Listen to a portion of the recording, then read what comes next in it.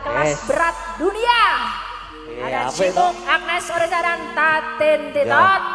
Elok. Dengan bobot Kowe urip kowe kok nyanyi dhewe. lo beda ora kelasnya iku. Kok kei banteng. Kan dipaske dhewe-dhewe. Agnes yo wangune mau serigala. Orisa kok suntikan. Maune Orisa suntikan di Mas Gading langsung masrai motor, mohon ganti motor. Dhewe-dhewe. Iya. Nggih menika sampun. Ampun nggih, jenenge hiburan pokoke ana salah lupute njaluk pangapura nyuwun agung ing samudra pangaksami. Menika ingkang baku menika lakon ingkang saged dipun petik apa jadi pesan-pesan dari lakonnya. Jadi inspirasi buat teman-teman SMK Pangudi Luhur Muntilan. Nggih. Muga-muga saka pagelaran iki iso menginspirasi ya budayane terus kanca-kanca SMK Pangudi Luhur Muntilan bisa semangat anggenipun gayuh impianipun masing-masing menjadi orang sukses semua. Amin. Insyaallah menjang saged pinanggih malih wonten sanes wedal Mas Nggih, Gading. Mbak Tati. Pinaringan sehat sedayanipun. Amin Nggih, Allahumma amin. matur sembah nuwun Mbak Tatin, Mbak Elisa. No, piye, Pak? Iki dicukupke sik lek gegojekan mengko diteruske ning gara-gara. Yo. Saya arep kepiye? Weh, lah ya iki nonton budalan. Kurawa budal kae wis siap-siap ke mosok ora ditonton. Ayo Mak tak derekke.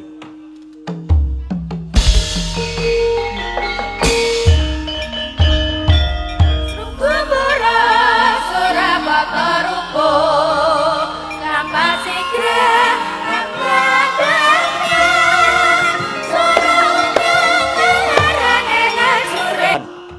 Angusap punangkuku Pancanaka ning setake sabuhe Gya Cemangkah ambabat Wonomarta Andungkarsra ageng-ageng ngrusak gumbul Amukah Gawa angrebaken Mandira Geng gumuruh swarane candraning ati bisa mbubrahke sisining wana.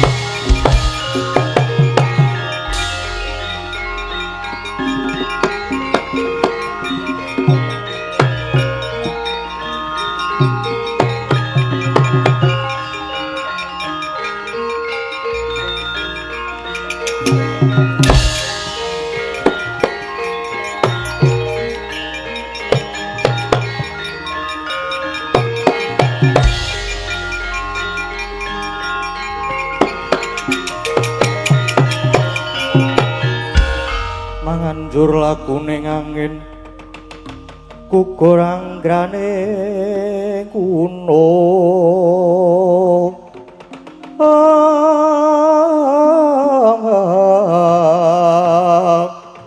Pura-purnita kakiri-kiri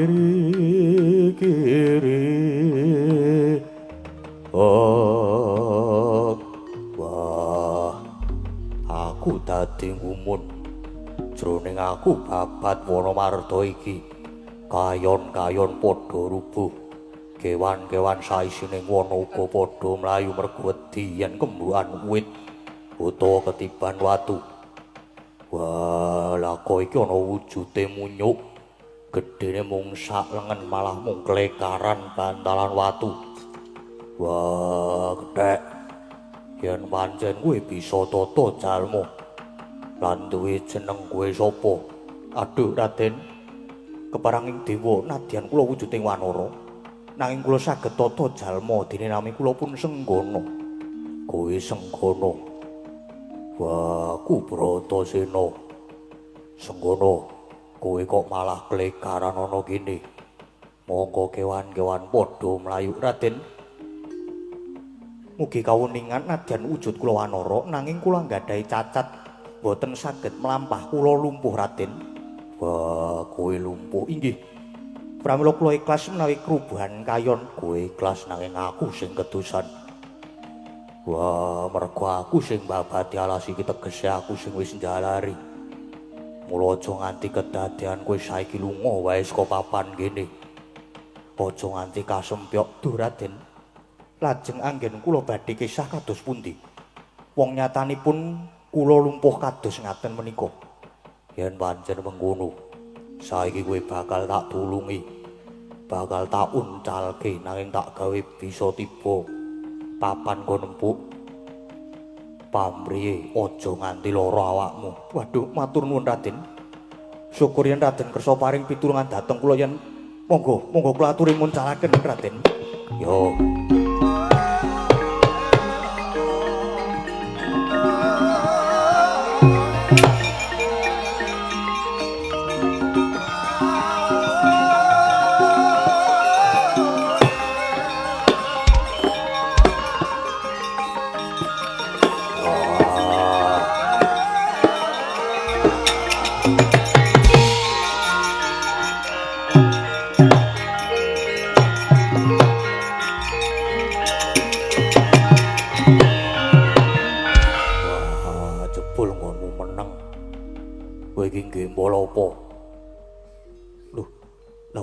Raden, kowe aja pamer karo Bratasena. Wah, ing ngatasé munyuk sak lengen wae tak junjung. Aku ora kuat, mongko wit sak prangkul rong prangkul tak jebol nganggo tangan siji wae aku kuat. Wah, kowe aja pasang walat wae Raden. Kula menika namung munyuk alasan kok pasang walat. Wah, aja pamer. Apa rumangsane munyuk sing digdaya kuwi mung kowe dhewe. Wah, aku ya duwe sedulur wujude kethek putih. Jenenge Anoman. Wah, kowe tak kandhake dulurku Anoman mesti kowe bakal kewirangan. Anoman mesti luwih ampuh lah adalah adikku di Yai Bratasena.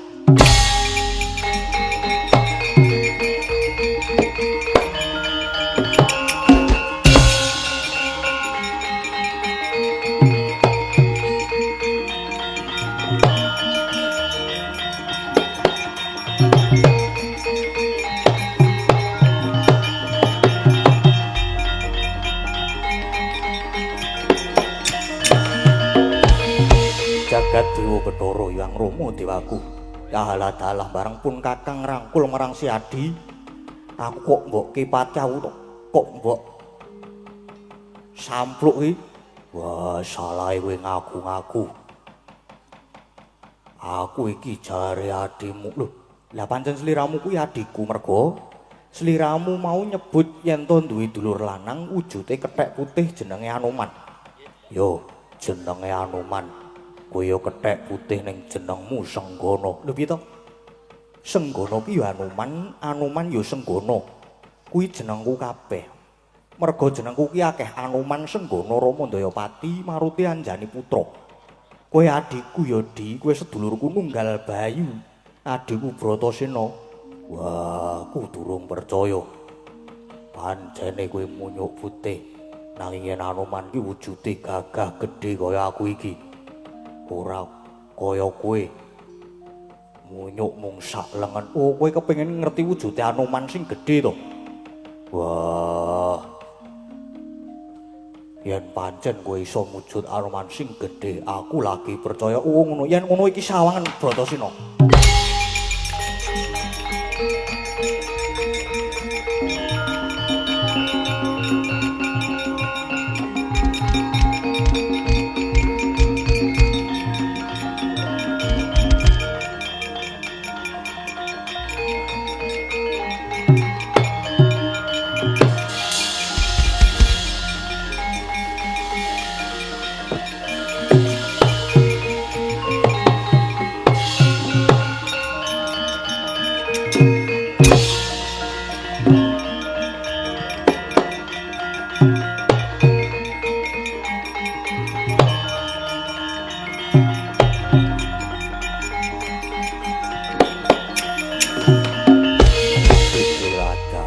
Bratasena sawangen. Anoman wis gedhe saiki. Wah, iso gedhe jebul. Yo, merga gedhe karo cilik kuwi manut kebutuhan. Nek biasa yo aku cilik, nek muni kurda yo terus gedhe ngene iki. Piye? Wah, yo aku wis percaya nek kowe Anoman bali yo wujudmu mau.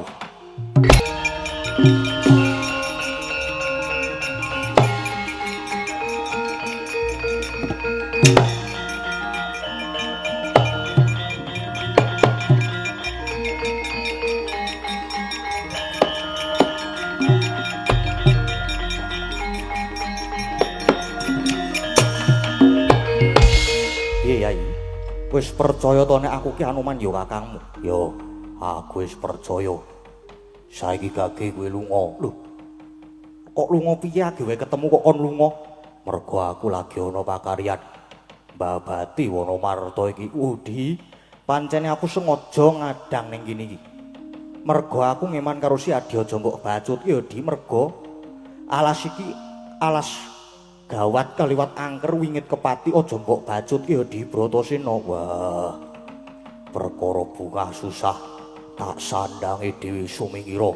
Kowe ora usah melu-melu perkara iki tak babatani Dewi alas iki.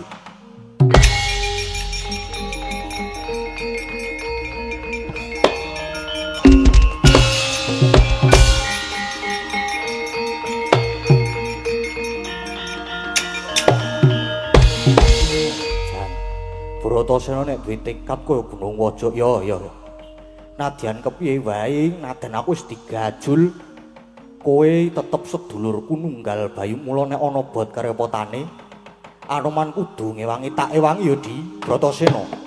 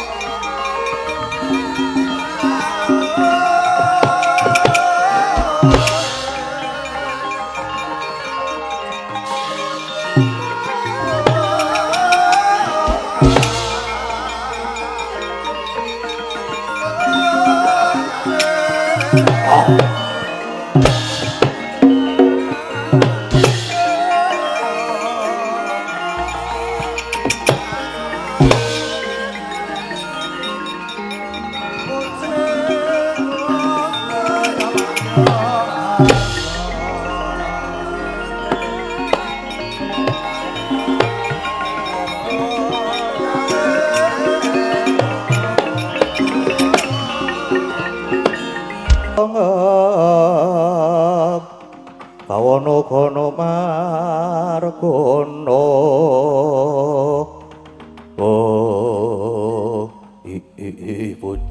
Bujleng iblis lanat padha jek-jekan. Oh ladalah. Lah kok dadi negara mertani iki geger kaya ngene iki ora karuan. Beteng-beteng baluwerti padha rubuh. Inggih Rekyawati.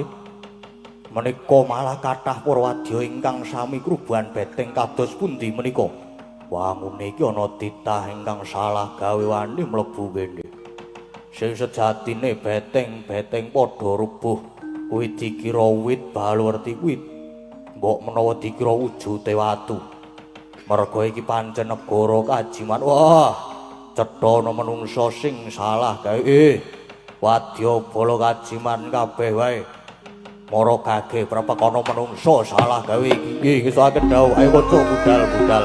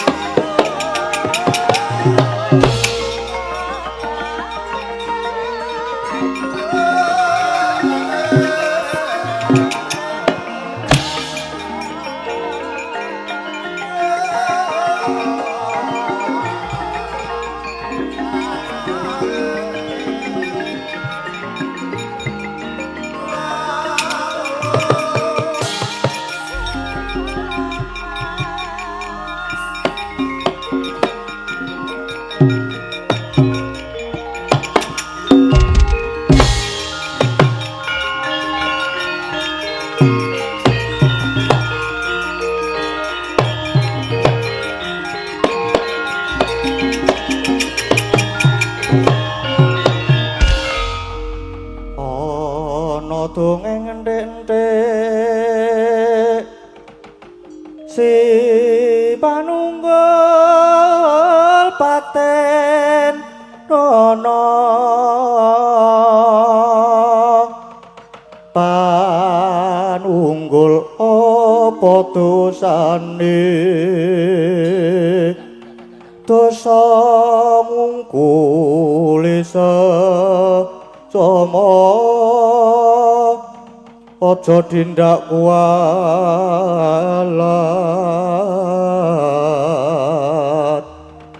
lah iya bener kanamu lali sumber katiwasan walah gawe rusak papan dunungku tak kira ya menungso jebul mung wujude kethek putih. Yen pancen kowe munyuk bisa omong lan duwe jeneng, kangge aku kok wis sapa? Takon lawan aku. Anoman ya senggono balik takon kowe sapa? Wah, iso ngomong tenan. Jeneng Anoman ya aku Tumenggung. Pamegat Rikma. Munyuk Anoman. Kowe wis cetha gawe rusak papan dunungku ayo. Manuta kowe tak bondo tak aturke ratu Gustiku sing gawe rusak yektine dudu aku. Nanging aku ya mung saderma ngewangi sedulurku nggone babat Wonomarta. Wah, tenan. Ngertine papan iki dikira alas, ngerti yo? Yen sejatine iki negara kajiman, ya iki negara mertani, mbuh ora idep. Bakune iki alas bakal dibabadi kuyasa negara munyuk elek. Manuta tak bondo yen pancen iso. Bondo bandan Anoman. Budya tak sembadani munyuk elek kakehan wus. Tiban tangan pecah sirahmu Singalena Prabing Lampus sampai katrikmu.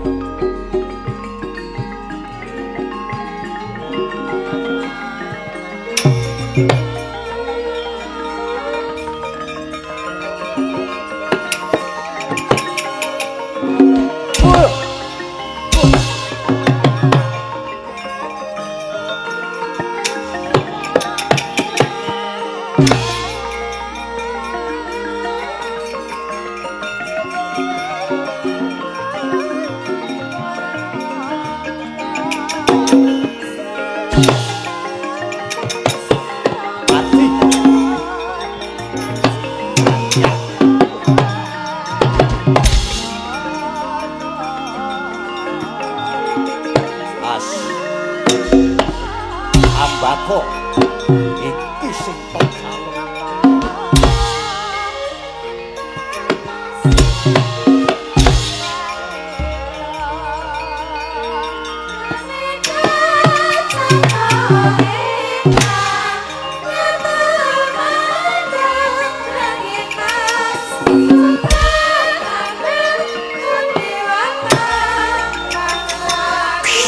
Oh.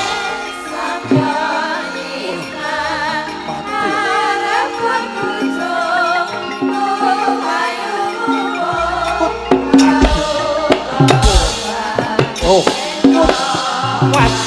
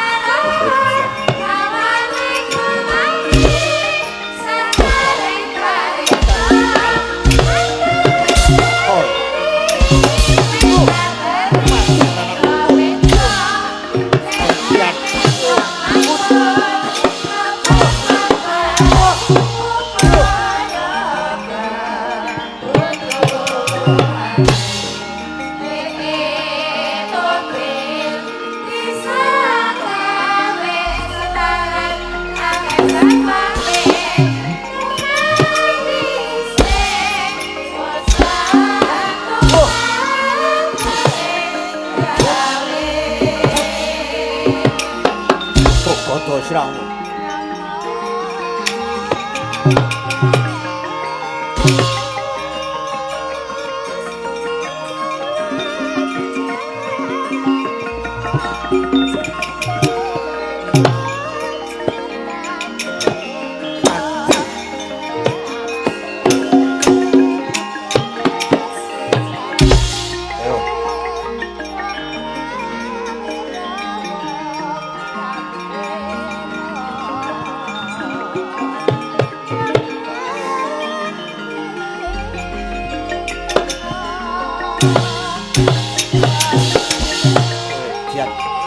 Yo.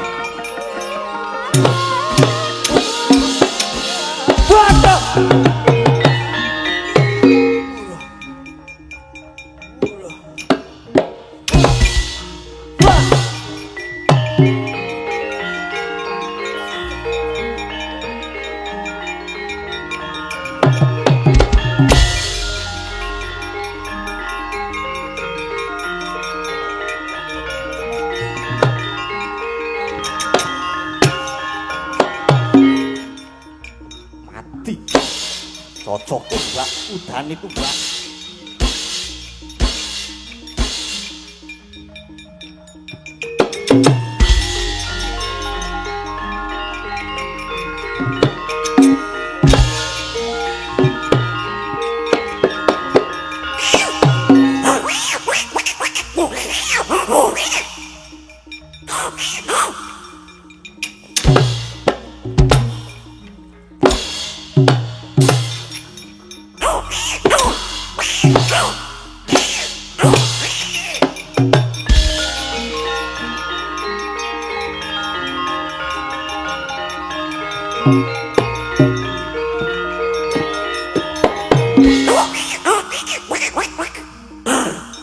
Edian.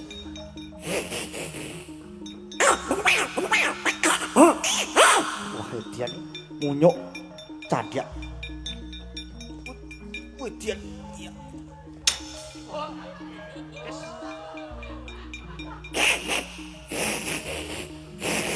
Oh, ngece.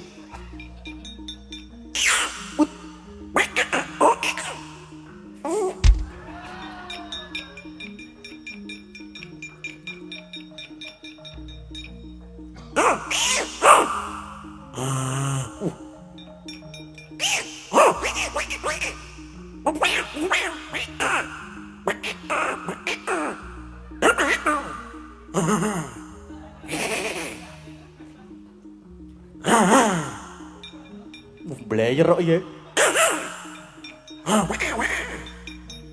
Cantik. Diar kowe.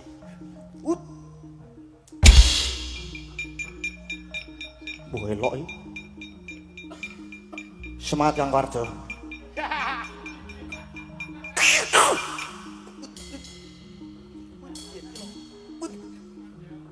Oh, kose.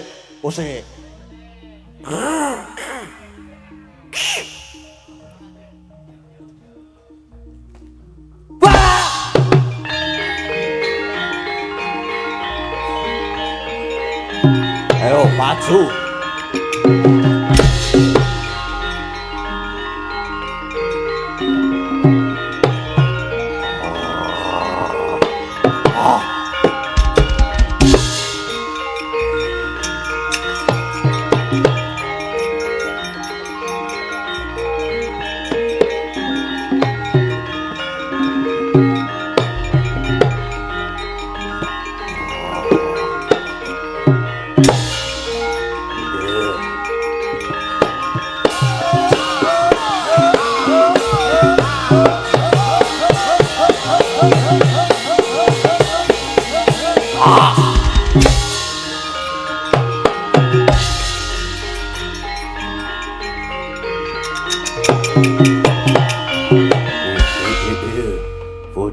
Bujleng iblis lanat padha cek-cekan. Oh ladalah.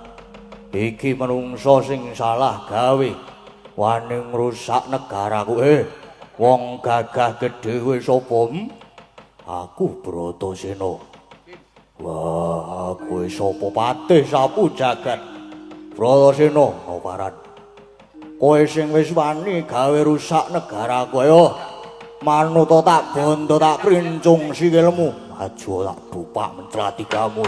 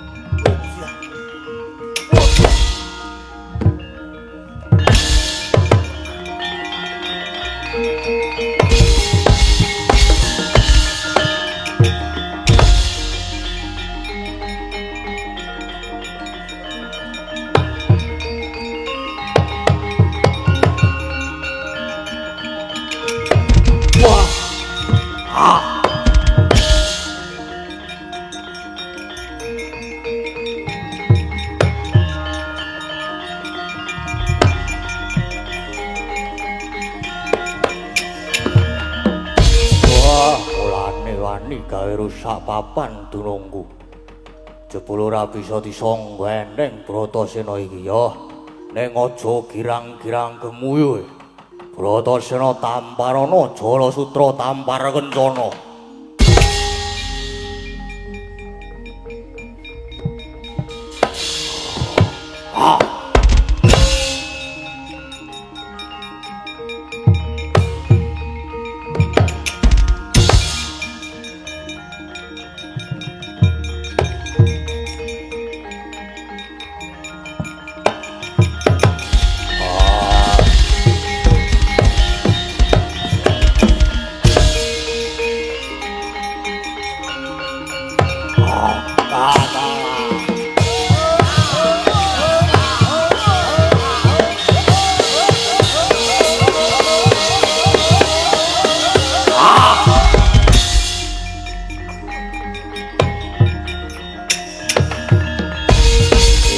Ayo kena daya kemanenku Jala Sutra Tampar Kencana nglumpruk tanpa daya nganti bosok madya ning kono e.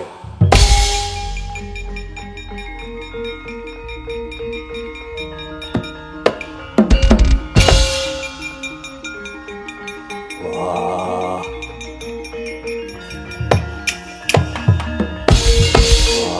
Aku iki kena dayane opo?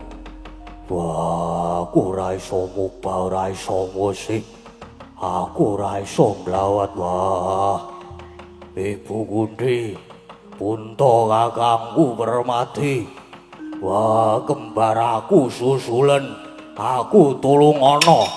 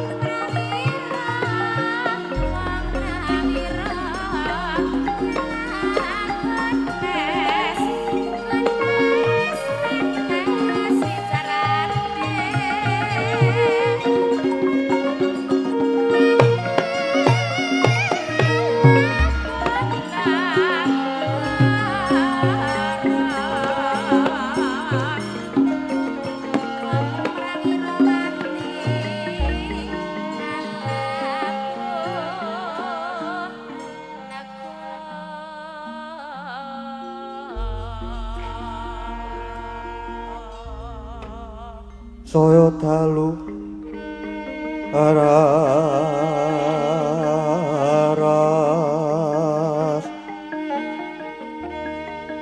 apyara sorot lintang ganggu medhap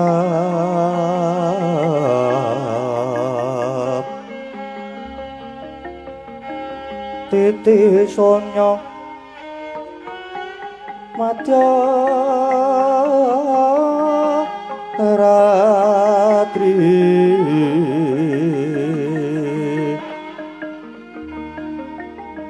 lumrang kandaning pus pita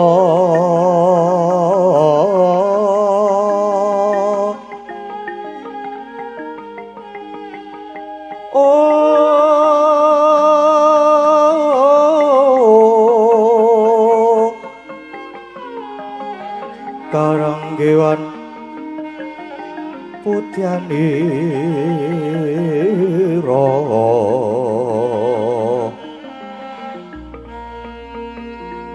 sang Twijawara brengeng lira swaraning madu pranta manungsung sarining ngembang Bocah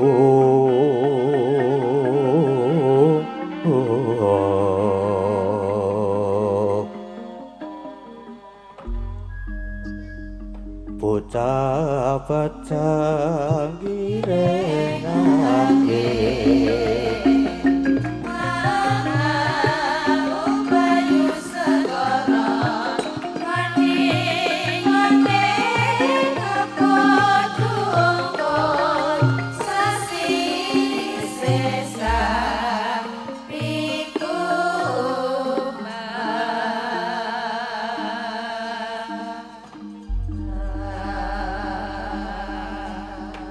Siroping Sang Hyang Arep gumantos sing dalu jroning ratri dereng wonten ingkang kacarita. Namung Sang Hyang Pertagapati ingkang jebul saking Brang Wetan nadyan kelingan megarsa gunung-gunung parandene bisa merbawani jagat raya. Dupi tata sing kamantian dewasane nang wau kawusa wancine wis ngancik gara-gara eka bumi dwi sawah tri gunung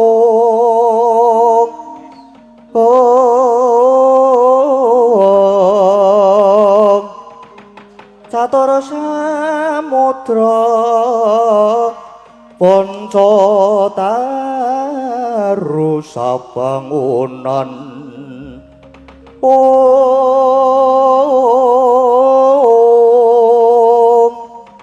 Sabda Pandhita Asta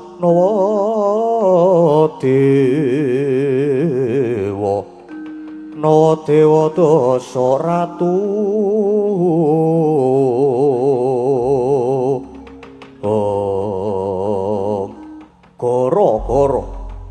Goro goreng jagating pakliran saiki mung ngurmati mijilira parapat punakawan Kelurah Semar Garing Petruk semono kuwi ora Bagong ingkang samya gegojekan madyaning ngara romba alon arire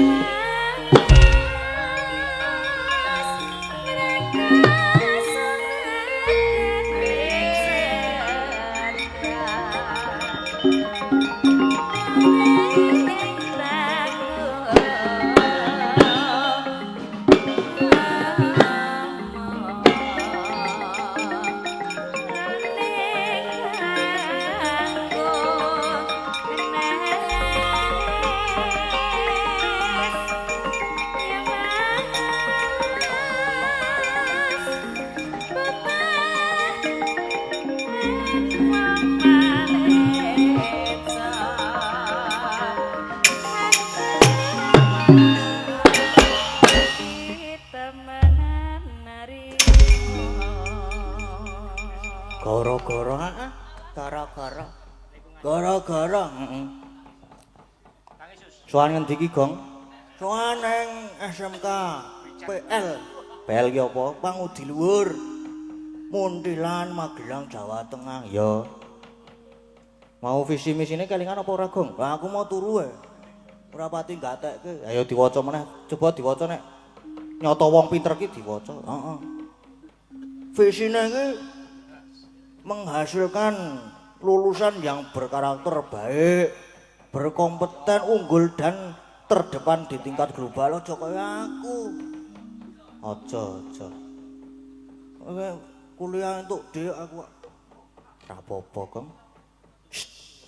Masa seru-seru nek omongan.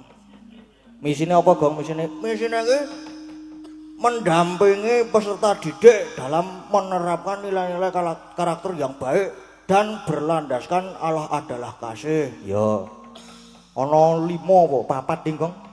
Diwaca kabeh kok, Gong. Heeh, iki terus sing nomor 2 mendampingi peserta didik menguasai kompetensi sesuai bidangnya agar dapat mengaplikasikannya dalam kehidupan maupun untuk studi lanjut. Ya. Terus ana apa neh, Gong? Mendampingi peserta didik untuk berprestasi unggul dan terdepan agar menguasai kompetensi sesuai dengan perkembangan zaman. Ya. Terus mengupayakan sarana dan prasarana serta unit produksi sesuai perkembangan zaman.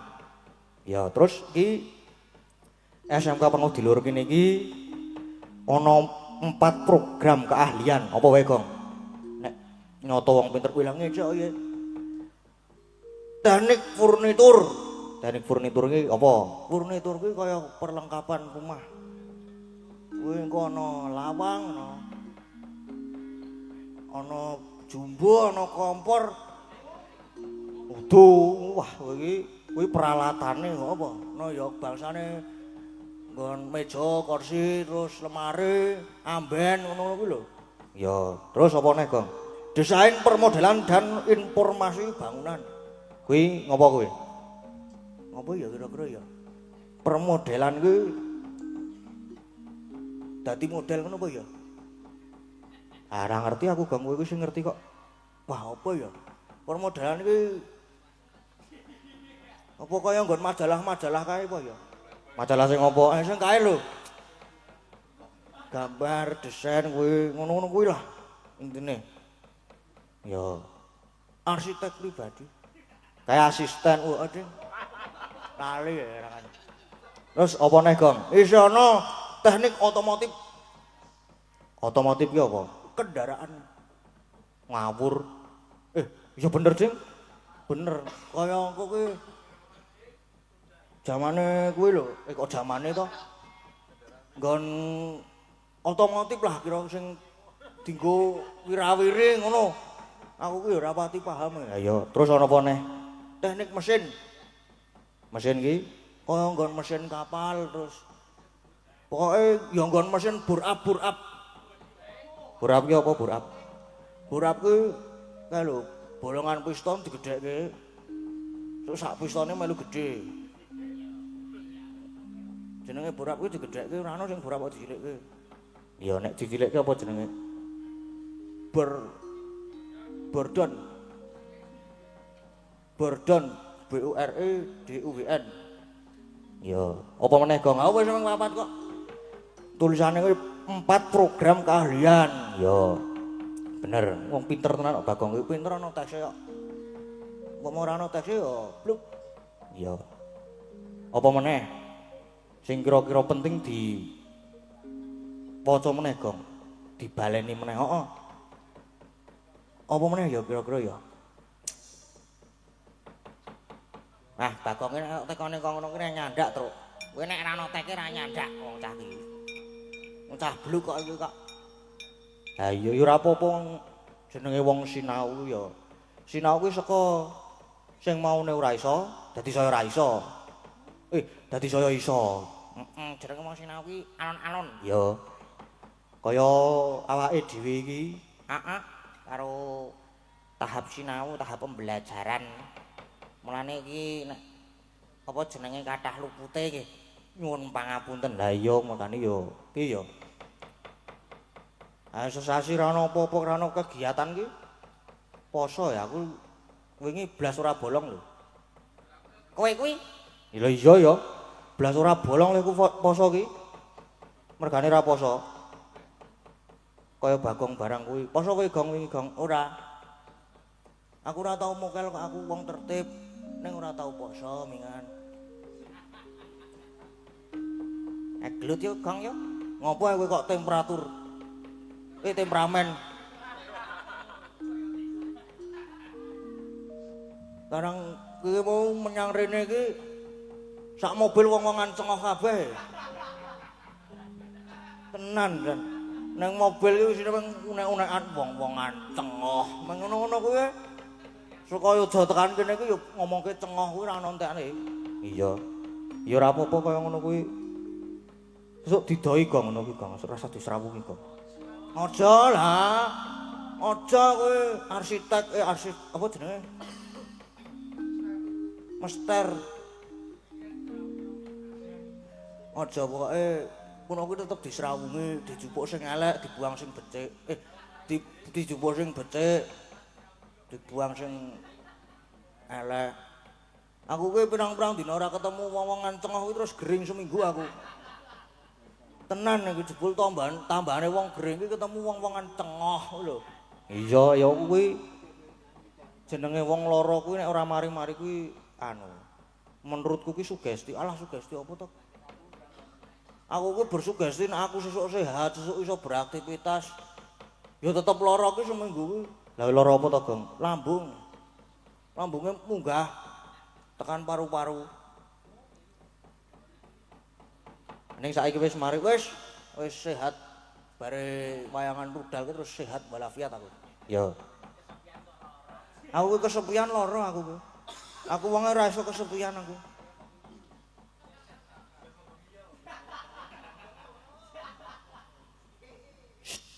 Ora seru-seru nek ngomong kowe kuwi. Engko nang isor WA bangsat. Beres nek karo aku kowe. Heeh, sawalan. Minangkani pambudutan Gong. Heeh, nek mau durung dipinangkani sing ana akeh apa ya? 3 apa 2 ya, Kang. Heeh, alon-alon Gong. Heeh. Ki engko jam 2:30 harus tancap kayon. Ya. Ki bar iki lagu-lagu sik tak tilakane apa wae to mau ki aku lali ya. Ana endi mau? Kopi wengi, kamu pun digantos mau. Sing niki muga nyawiji niki digantos kan, soalé dereng pemanasan. Terus ana iki karo tembang kangen. Ya karo tembang kangen kuwi, Gong. Arep sing endi sik, Gong? Ah, manut. Kowe arep minangkani sing tembang kangen apa sing iki mau sing muga nyawiji diganti. Ya aku manut kowe, Gong. Ya lha aja manut aku. Aku ki wong ra iso digugu kok dinut. Menengo to kowe iki? Ya manut Kang Gareng sing paling tuwa. Nah ngono kuwi lah ya malah. Aku ki ya. Aku nek ora sapa ya? Tembang kangen ki engko sik lah. Sing nyawiji kuwi diganti sing alus-alus. Ya mene iki nek langsung dinehi tembang sing apa jenenge? Grumbyang-grumbyang ki ora nges. Ah iya, ya arep diganti apa? Diganti ular kambang. Wah, nyamleng iki engko Kang. Ah iya aku nek alus-alusan mong aku. Sing kepareng nyekar sapa? Aku nek ular kambang ki sapa ya?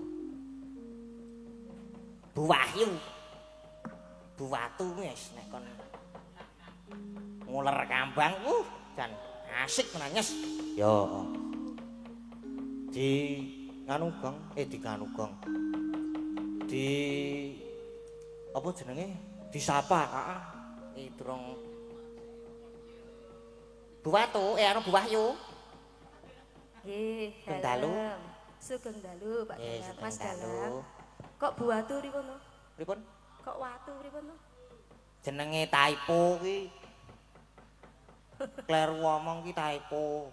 Oh, typo. Heeh. Ngomong nggih iso typo to? Iso wae. Aku ngomongan nganggo autocorrect keyboard barang iso kok. Oke, siap. Dalem Mas, pripun? Apa jenenge mau? Apa kuwi ular kambang? Nggih. Nggih, ular kambang dienggo tombo capek. Heeh. Madhep kono, Gong. Oh, aku nak madhep kono. Menikmati ya padhake. Mangga ku wahyu. Becik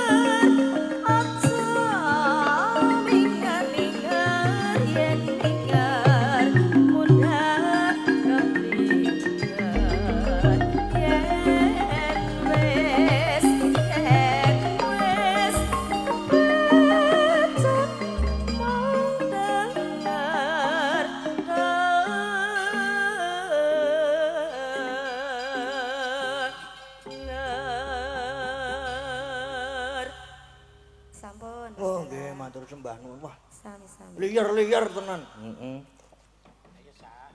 Saiki lagu kedua. Yo, apa Gong? Ayo kowe sik no.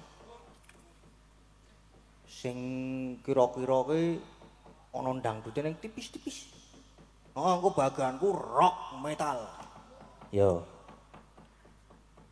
Neng